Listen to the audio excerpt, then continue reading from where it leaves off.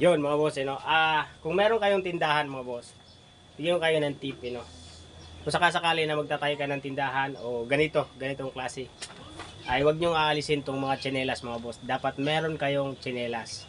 So kung 100 pesos bawat isa, ay kumita tayo agad mga boss ng 8,000 sa loob lang ng isang linggo. Sa items lang na yan mga boss ha. Welcome back mga boss. Isang magandang tanghali sa inyo, At tanghali na naman, Tinanghali tayo nagba-vlog. At ngayon ay nandito tayo sa tindahan mga boss at i-vlog natin sa inyo yung mga pinamili natin kahapon at kung magkano natin kinuha at kung magkano yung benta natin. Yan para may idea kayo. At the same time, sasabihin ko sa inyo ngayon mga boss kung ano yung pinakamalakas na paninda ngayon na magdi-December dito sa tindahan namin, Hindi ko sure kung lahat ba ng lugar ay kagaya sa amin na itong paninda na to ang mas malakas. Kasi iba-iba naman yan. Pero dito sa amin ay ito yung pinakamalakas mga boss. Pero mamaya na yan mga boss. Yan. So kung muna ipakita sa inyo mga boss yung ating mga pinamili yan. Yan yung mga tsinelas na yan. Ito dito. Yan. Ayan. At yun yung ating mga sapatusan. Doon sa kabilang side. Yan. Yan. Yan yung ating mga sapatos mga boss. Yan. Meron pa rin tayong mga sapatos mga boss, Pero medyo binagsak presyo na natin yan para makarenew tayo bago mag-December mga boss. At yun, ang pinamili natin kahapon mga boss ay isa ito. Itong mga Crocs na to at saka yung mga tsinelas na yan. Yan yung ating mga pinamili kahapon doon sa Baklaran. Gusto ko lang ipaalam sa inyo mga boss, kung kayo may mga tindahan, may mga ganitong klaseng paninda kayo. At wala pa kayo nitong tinda na to mga boss, itong items na to, ito, Crocs. Yan. Ito yung pinakamabenta ngayon mga boss dito sa amin, siguro sa ibang lugar, hindi ko sure kung parehas ba tayo, pero try nyo to mga boss. Napakabenta nito. Kakaano ko lang nito nung nakaraan ng 120 piraso nung last week lang. At ngayon bumili na naman ulit ako ng 120 piraso mga boss. Dahil yung tira na lang ay nasa 36 na lang, yung natira sa stock ko. 1 week lang mga boss, nabawasan ka agad ng lagpas kalahati yung pinamili ko nung nakaraan, Yan. Eto, yan. May mga iba-ibang design to mga boss, yan. Yan. May mga iba-ibang design yan, yan mga gustong-gusto nila yan, yung mga ganito. May mga G-bits, may ganyan. Dati kasi yung Crocs na binibenta namin dito mga boss ay plain lang. Yung kagaya lang nun. Ganun. Tapos meron pa dito. Yan. Yan, ganyan. At saka yung isa yung may guhit na puti. Yan. Yan lang yung Crocs na benta namin dati. At ngayon may mga design na yung bagong Crocs ngayon mga boss. At napakabenta ngayon yan. Ayun yun yung pinakamabenta sa lahat mga boss. Yung kulay puti na yun. Yan. Ito ang pinakamabenta sa lahat.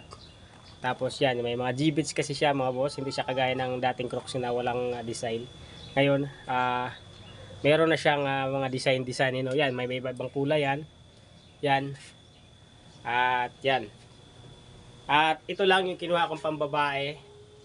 Yan, kasi hindi masyadong mabenta yung mga pambabae dito kapag medyo may kataasan na yung presyo, At kadalasan dito bumibili sa amin mga panglalaki. Kaya halos lahat ng mga paninda natin, mga puro panglalaki lang yan. Bibihira lang yung mga pambabae. Meron din ito, yan. Namili dati kahapon ng chinilas, yan.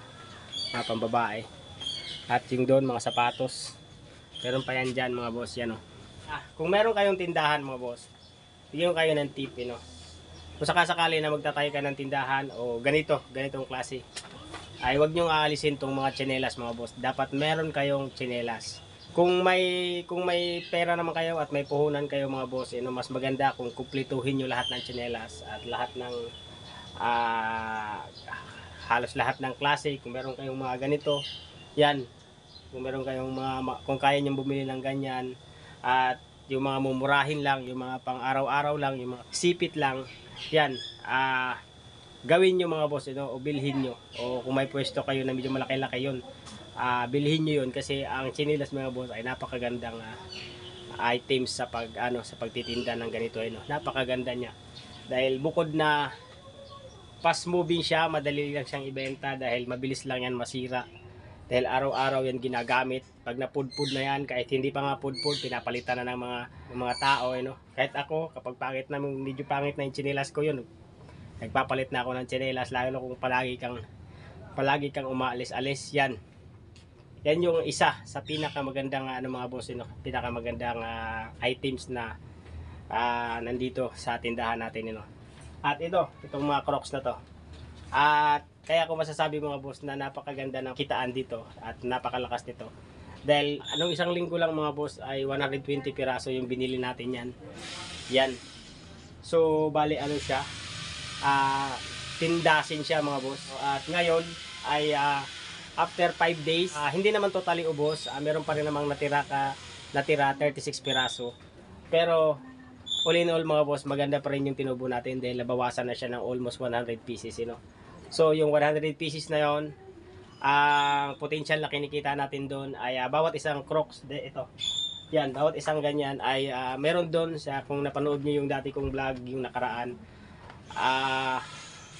panoorin nyo na lang, may nakukuhanan yan mga boss na mas mura lang, 135 lang bawat isa. Kasi sa iba doon ka sa mga bandang labas, mamimili din sa mga bandang bungad, yan medyo may kamahalan, 170, 160 or 180. Diyan na naglalaro yung wholesale nila. Pero tingnan nyo yung vlog ko nung nakaraan lang mga araw mga boss, meron akong vlog dyan doon, namimili tayo sa Baclaran din. Yun yung time na yun na namili tayo. At nakuha lang natin yan ng 130 at saka 135. At ang binta natin dito mga boss ay 250. So bawat isang piraso ay meron tayong 120. Kapag tumawad yung customer, bibigyan natin ng 230. So meron pa rin tayong, kahit pa paano, meron pa rin tayong 100 pesos bawat isa mga boss. So kung nakabenta tayo dito ng nakabenta tayo niya ng mga 90 piraso, sabihin na natin 90 o 85 na lang, 85 piraso sa loob ng isang linggo. So kung 100 pesos bawat isa, ay kumita tayo agad mga boss ng 8,000 sa loob lang ng isang linggo. Sa items lang na yan mga boss ha. Sa items lang yan. Kaya yun, napakaganda talaga niyan mga boss. At kailangan mong sumabay sa uso. Kailangan mong kung ano yung malakas yun, sabayan mo siya mga boss. Ganyan yung technique dyan.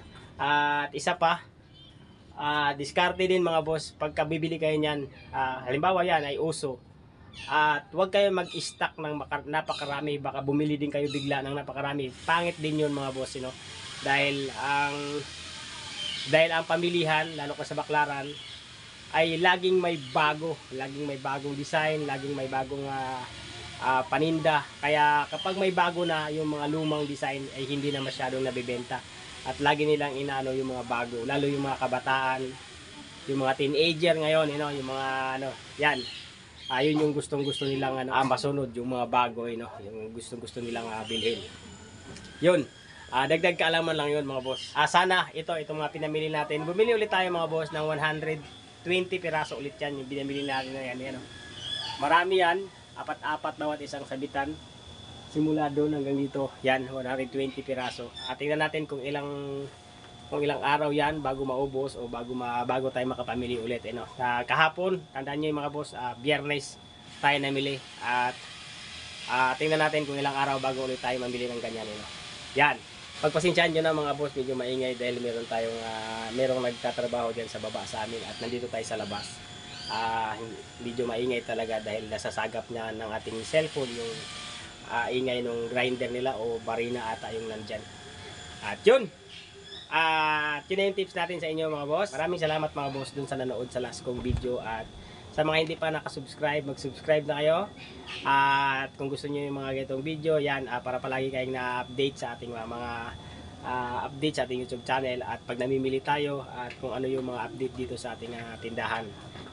At nagbibigay din tayo ng mga tips sa mga simpleng negosyo na alam natin. At nagbibigay tayo ng mga konting kaalaman para at least magamit nyo rin sa inyong pang-araw-araw o pag nag-start kayo ng negosyo mga boss. Hindi man tayo literal na successful sa business, pero at least may karanasan na tayo kahit paano. Nakasurvive na tayo ng pandemic at hanggang ngayon ay survivor pa rin tayo sa pagtitinda. Kaya kahit paano mga boss ay meron na tayong mai-share sa inyo na konting kaalaman para at least magamit nyo kung sakaling kayo naman ang magtitinda o magninegosyo ng ganito. Yun, maraming salamat mga boss.